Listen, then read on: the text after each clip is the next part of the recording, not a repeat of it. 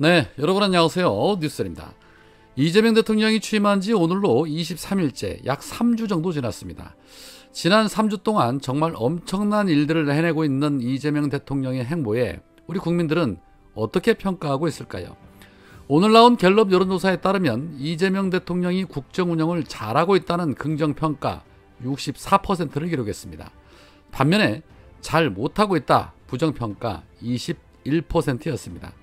이재명 대통령 취임 후 첫 직무수행평가에서 긍정응답은 2022년도 5월 52%를 기록한 윤석열보다 무려 12% 높습니다.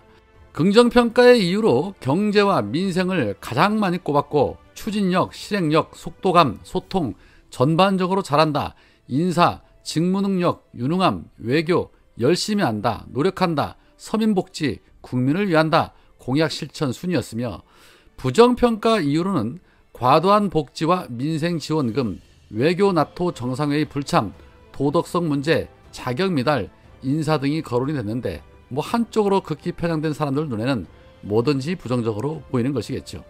중요한 건 그럼에도 불구하고 보수층에서 지지율이 부정 47%, 긍정 37%로 나타나면서 보수층에서 이재명 대통령의 국정운영 능력을 인정하고 있는 비율이 높아지고 있다는 것입니다. 매우 고무적인 현상이죠.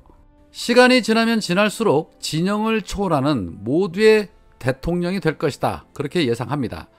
오늘도 호국 보훈의 달을 맞아 보훈 가족들을 청와대 영빈관에 초청을 해서 행사를 가졌는데 국가유공자와 보훈 가족을 최고의 예우로 모심으로써 나라를 위해 희생하고 헌신한 분들에게 존경과 감사의 마음을 전했습니다. 든든합니다. 자, 그런 가운데 윤석열의 공직선거법상 허위사실 공표 혐의 사건이 결국 김건희 국정농단 특검으로 이첩이 됐습니다. 오는 8월 3일이 공소시효가 만료일인데 특검으로 이첩이 됐기 때문에 특검법에 따라 공소시효는 정지됩니다.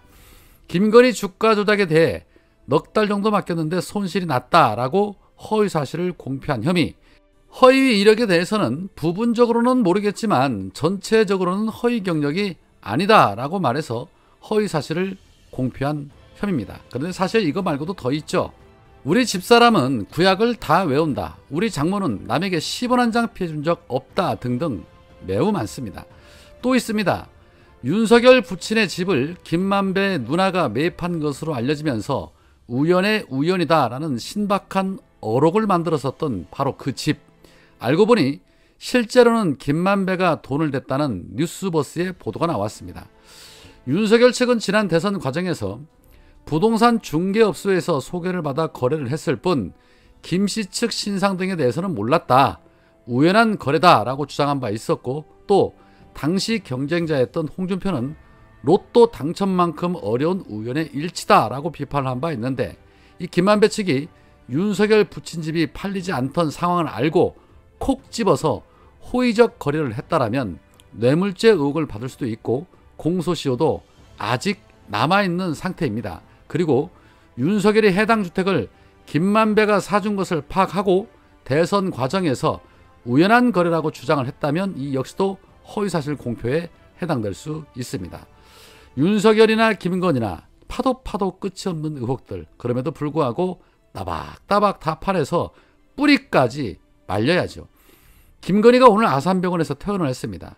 퇴원과 동시에 변호인단부터 꾸리고 특검 소환에는 비공개로 해달라고 가짜짓도 않은 주문을 하고 있는데, 살다 범죄 혐의자들이 이렇게 후한무치 뻔뻔한 경우는 없었는데 그동안은 버릇없이 살아도 또 받들어주는 자들이 있었을지 모르겠지만 윤석열이나 김건희나 세상이 변했다는 걸 뼈저리게 느끼게 될 것입니다. 그리고 특검이 윤석열의 출석 시간을 9시에서 10시로 1시간 늦춰졌는데 특검이 밀리는 일, 이번 한 번으로 좋게 할 것입니다.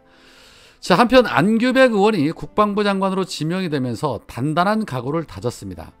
청문준비 사무실 출근길에 기자들에게 군심이 흐트러져 있고 사기가 땅에 떨어져 있는데 이 문제를 해결하는데 모든 역량을 쏟아부을 것이다. 2008년도부터 오늘에 이르기까지 국회 과방위 간사와 위원장을 해왔다. 40여 년 정치권에 몸 닿으면서 익혔던 노하우와 경험을 살려 우리 군을 참 국방, 진정한 국방, 국민의 군대로 재건하는데 온 힘을 쏟겠다. 우리가 일제 36년, 6.25전쟁, 5.16 쿠데타, 12.12 반란 등 과거의 역사에 대한 정리가 없었기 때문에 현재에도 이런 비상계엄이 반복된다고 생각한다. 12.3 불법계엄 문제를 척결하지 않고 간단하게 소독약만 뿌리고 덮고 가면 또 다른 아픔이 있을 것이기 때문에 도려낼 부분을 도려내서 새살이 나올 수 있도록 하겠다. 우리 군대가 예전 군대하고 달랐기 때문에 결국은 12.3 내란 계엄이 실패한 거 아니겠냐. 신상필벌의 원칙에 의해서 잘한 사람들은 상을 주고 잘못한 사람들은 죗값을 치르게 하겠다라고 말했습니다. 군 개혁에 적극 나설 것이고 썩은 살들은 다 도려내겠다는 겁니다. 그 대표적인 것이 바로 쿠데타가 일어날 때마다 가장 선봉에 섰던 방첩사 문제, 그리고 육사 개혁 문제겠죠. 이재명 대통령이 안규백 의원을 국방부 장관으로 지명했을 때부터 계획이 있었던 겁니다. 자, 그리고 주진의 아들 증여세 탈루 의혹에 대해서 공수처가 이 사건을 수사 2부에 배당하고 수사에 착수했습니다. 되지도 않은 현금 6억 원을 쌓아놓았다고 김민석 후보자를 그렇게 악마화시키더니 어디 얼마나 적법하게 살았는지 한번 지켜봐야겠습니다. 그리고 본인 군 면제 사유가 비형 간염 때문인데 어떻게 공무원 채용 신체검사 규정을 통과했을까요? 신체검사 불합격 기준에 분명하게 만성활동성 간염 또는 간경변증은 안 된다라고 적시가 돼 있는데 말입니다. 이 부분도 수사를 좀 받아야 할 것으로 보입니다. 한준호 의원의 시원한 발언입니다. 김민석 국무총리 후보자 인사청문회 기간 동안에는 좀 자제를 했는데요. 주진 의원 이야기를 다시 한번 해야 될 것 같습니다. 어제 주진 의원이 SNS에 장문의 글을 올려서 김민석 후보자와 민주당을 향해서 공식 사과를 하라라고 요구한 사실이 있어서 한 말씀 드리겠습니다. 주진 의원은 이 글에서 민주당으로부터 온갖 거짓 음해를 당해왔다라면서 김민석 후보자가 좌표 찍고 형 김민웅, 친구 박선원, 강덕구가 선봉에 섰다라고 적시를 했습니다. 섭섭합니다. 왜 저는 뺐습니까? 고발까지 했으면서. 공식적으로 사과를 해야 할 사람은 주진 의원입니다. 주진 의원과 국민의힘이 장롱의 현금 6억, 이 허위 사실을 신나게 퍼뜨리지 않았습니까? 이 가짜뉴스에 대해서 김민석 후보자가 인사청문회에서 설명을 했었는데요. 5년간 4차례 있었던 경조사 등으로 세비 외 수입이 있었지만 추징금을 납부하는 등의 사유로 그때그때 소진했던 것으로 보입니다. 그러니까 현금 6억 원을 장롱에 쌓아두었다라는 표현은 거짓이겠죠. 주진 의원은 어제 올린 글에서 자신은 6억 원을 몰아서 받았다라고 한 적이 전혀 없다라는 식으로 주장을 했습니다. 정치적 풍자라고 주장도 하던데요. 과연 풍자일까요? 화면을 함께 봐주시죠. 이것도 좀 부탁드리겠습니다. 지난 20일 주진 의원은 페이스북에 현금 6억 원 돈 봉투를 모아 집에 쌓아두고 썼다니 충격적이다 라면서 장롱은 이자를 주지 않는다라고 덧붙였습니다. 다음 날 21일 역시 페이스북에 현금 봉투 6억 원 쌓아두면 어떤 기분이야? 라고 썼습니다.